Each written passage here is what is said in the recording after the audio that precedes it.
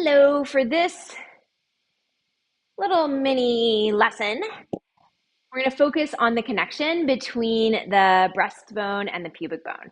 There's a number of ways these two areas are connected. And I think I've talked about this before, but if you remember that the bottom of the breastbone, the xiphoid process, is basically in charge of steering the rib cage, and the pubic bone, which is that bone right in the front of your pelvis, that is in charge of steering your pelvis. So you've got these two areas that kind of steer where you're going. And something you can always ask yourself is, do I want to steer myself so that the upper body and the lower body are going in different directions? Or do I want to steer myself so that they're going in the same direction? You have choices with this. We're going to start with these two things being connected so that they are going in the same direction. We're going to start with the perspective of one and then the other. You'll see what I mean in just a second. So you're going to lie down on your back. Your legs are going to extend. You're going to take an arm up towards the ceiling. I like to take this other arm overhead so I have room. What I'm going to be doing is rolling towards the camera. And I'm going to think about this bottom of the breastbone area.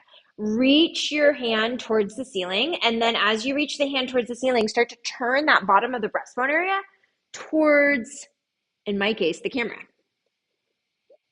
And just let yourself kind of roll over.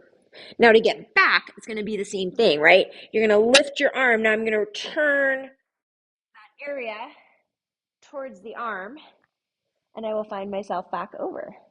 Do that a couple of times. The arm reaches, and then this breastbone turns. That brings you over. Breastbone turns. That brings you over. I'm going to switch directions for this next variation. All right.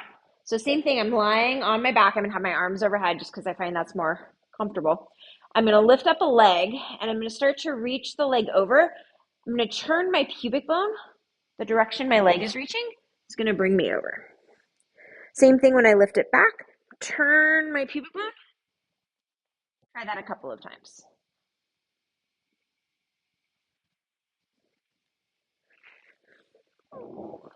And then go ahead and let that go. Come on up for a second.